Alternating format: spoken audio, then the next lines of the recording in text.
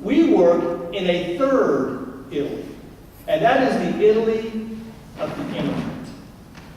And that is an Italy that few Italians know about, and few people outside of the immigrant community even realize what life is like for immigrants in Italy. So I want to do three things. I want to tell you what we do, with whom we do it, and why we do it. You notice 3 points they alliterate. If I had a poem, I could get an A+ from Reverend Carol, Reverend Tommy. But it just came to me naturally. It alliterates. But first of all, what do we do? Well, we were invited by the Italian Baptist Union to come and work with English-speaking immigrants. And they have formed the International Church Department. Previously, nobody went to Italy. People left Italy to go into Northern Europe or to come to North America to find a better life. But about 20 years ago, that tide reversed, and immigrants started coming to Italy by the tens and hundreds of thousands. 25 years ago, there were 350,000 people living in Italy who were not Italians. Today, there are 10 to 12 million. And Italian Baptists felt they wanted to make a response to this change in their country, and so they created the International Church Department to encourage and to include churches of immigrants, and they invited us to come and work with that department. There are about 135 churches in the Italian Baptist Union. 35 of them are immigrant churches. What do we do? First of all, we provide a program of theological training for pastors of immigrant churches. Most of these pastors, many of them are college graduates, but they have no theological training. And the Italian Baptists have said, our Italian churches have trained leadership. We have the benefit of people who have gone through a program of theological formation. And these immigrant churches should have the benefit of trained leadership.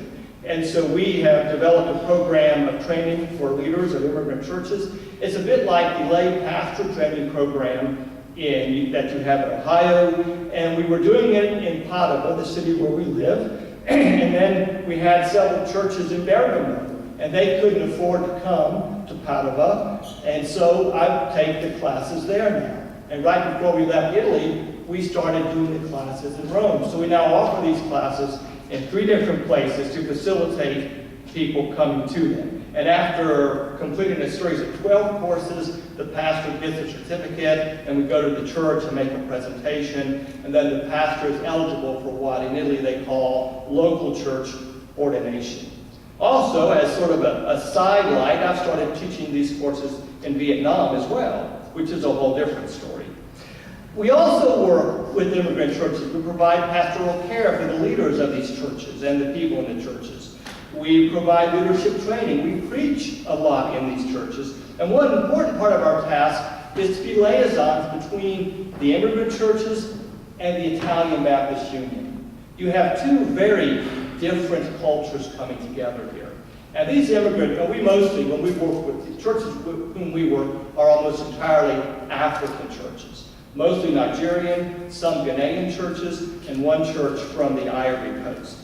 And these are very, very African churches. All week they live in Italian culture, but when they walk into church on Sunday morning, they step back into Africa.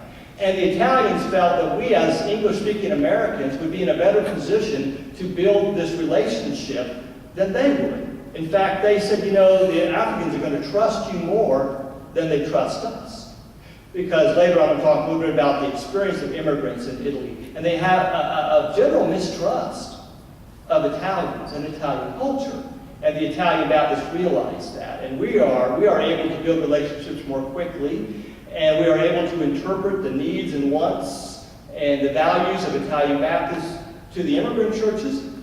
And then to help Italian Baptists understand these immigrant churches and their theology and their values. And they're very different. Italian Baptists are generally the most moderate, open-minded, all-embracing Baptists I have ever met. They really are.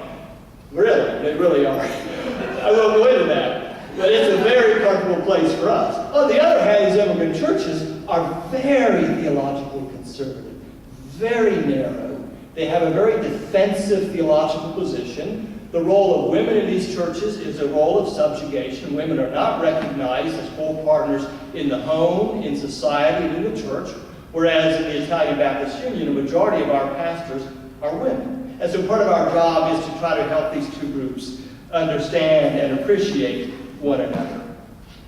The third area in which, we also work with some Italian churches. The third area in which we work is in the area of human trafficking. And Debbie's going to take a few minutes and tell you about our work in that area because that is primarily her area of ministry.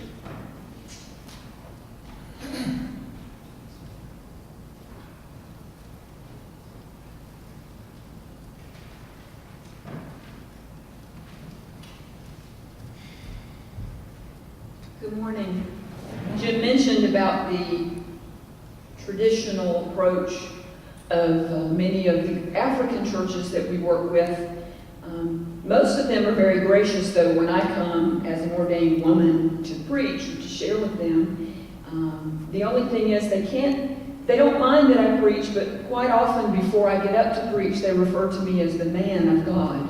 And I always sort of think, well, is somebody else preaching, or is it me? As a woman, though, who preaches, I'm okay with that lapel mic thing because those are designed for men who have big pockets, and us women, I find they always just pull my skirt down. It's sort of an uncomfortable thing while I was preaching. I did want to share with you just a moment about the work that we do to fight human trafficking. Italian Baptists, when they invited us to come and work with immigrant churches, learned that I had worked with women in prostitution in the red light district in Belgium, close to where we lived. Italy has a huge problem as a destination country for victims of human trafficking. And as you all know, there are different types, or there's trafficking for different types of labor. We work specifically with women who have been trafficked into Italy to work in the field, to work in the sex industry, in sexual exploitation.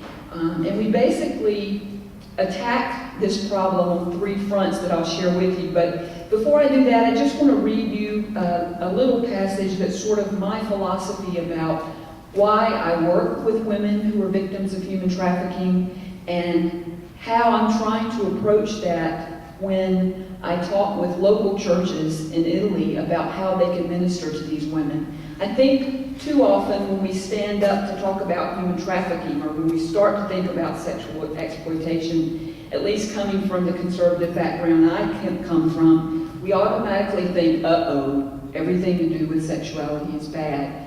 And I'm trying to approach it in the churches that know sexuality is a part of the image of God in us, being made male and female. Genesis says God created them in the image of God, created God them, male and female. They were created. This is a little quote from a book called Tender Fires that was written by Fran Furter and John Hagel. When we understand the sacred origin of sexuality, we become more attuned to the inherent in it. God created sexuality and sexual pleasures in order that human persons might share in their delights and in the context of responsibility and care. The fact that this important dimension of God's creation can be used selfishly, as happens with human trafficking and sexual exploitation, I would add, does not diminish its intrinsic goodness, nor ought it cause us to mistrust our body's gift of pleasures or our soul's delight in human love.